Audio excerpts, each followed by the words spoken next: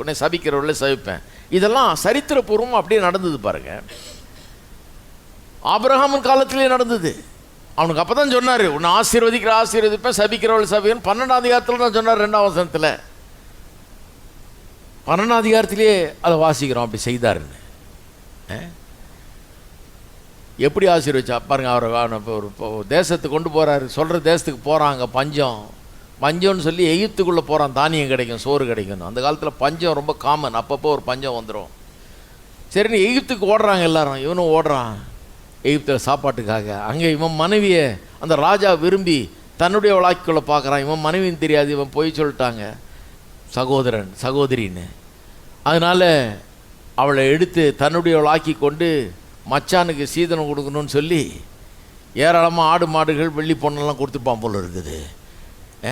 கொடுத்து கடைசியில் ராத்திரி போய் தூங்க போனால் கத்த சொல்கிறார், இன்னொருத்த மனைவி உணர்ந்து வச்சுருக்கிற, தொட்டினா நீ செத்துருவேன்ட்டார். மரியாதையாக திருப்பி அனுப்பினோன்னே காலையில் எழுந்திரிச்சு வந்து, ஐயோ என்னப்பா அப்படி போய் சொல்லிட்ட, போ மனைவி கூப்பிட்டு போன்றான். அப்போ நீ லாரியாக அனுப்பிச்சிடு ஆடு மாடலாம், அதெல்லாம் என்ன பண்ணுறோம், அதையும் சேர்த்து எடுத்துகிட்டு போ அப்படின்னு சொல்லி அனுப்பிச்சு. அப்படி தான் 13ஆம் அதிகாரத்தில் அவன் ஆடு மாடுகள் வேலைக்காரிகளுடைய ஆஸ்திகளுடைய சீமானாயிருந்தான் என்று வாசிக்கிறோம் இல்லையா. கர்த்தர் அவனை எல்லாரும் கஷ்டப்பட்டுக்கிட்டு சோத்துக்கு அலைஞ்சிட்டு இருக்கிற அந்த நேரத்தில், பஞ்சம் நேரத்தில் கர்த்தர் அவனை சீமானா ஆக்குறார்.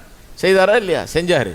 ஆனால் அந்த பார்வோன் தான் அதெல்லாம் கொடுத்தான், சொத்துக்கள்லாம் நிறைய கொடுத்தான் பாருங்க. அவனை மறக்கலை கர்த்தர். அவனுக்கு கொடுங்கள் அப்பொழுது உங்களுக்கு கொடுக்கப்படுங்கிறது அப்பவே இருக்குது. வசனம் தான் புதிய ஏற்பாட்டில் இருக்குது, பிரின்சிபல் பழைய ஏற்பாட்டிலேயே இருக்குது. கர்த்தர் அவனை மறக்கலை பாருங்க. ஞாபகமாக எகிப்தில் ஒரு பஞ்சம் ஏற்பட்டுச்சு, வர இருந்தது. எகிப்தில் ஒரு பஞ்சம் வர இருந்தது, உலகம் முழுக்க ஒரு பஞ்சம் வர இருந்தது. அந்த நேரத்தில் எகிப்தை காப்பாற்றுறதுக்காக ஸ்பெஷலாக யோசேப்பையே கொண்டு போகிறார் கர்த்தர். அங்கே கொண்டு போய் எந்த பார்வோன் உதவி செய்தானோ அவனுடைய சந்ததியில் வந்து இன்னொரு பார்வோனுக்கு உதவி செய்யும்படியாக செய்து, எல்லா ஊர்லேயும் சோறு இல்லாமல் ஜனங்க சாகிற நேரத்தில் எகிப்து தேசத்தில் மட்டும் தானியம் கிடைக்கும்படி செய்து அந்த பார்வோனை பெரிய சீமானாக்கி, அந்த பார்வோன்கிட்ட வந்து எல்லாம் தானியத்துக்கு நிற்கிற மாதிரி ஆக்கி, பார்வோனையும் அந்த எகிப்து தேசத்தையும் ஒரு சூப்பர் பவராக மாற்றினார். பே பேக் டைம். ஆபிரகாமை ஆசீர்வதித்தவனை ஆசீர்வதிக்கிறார்.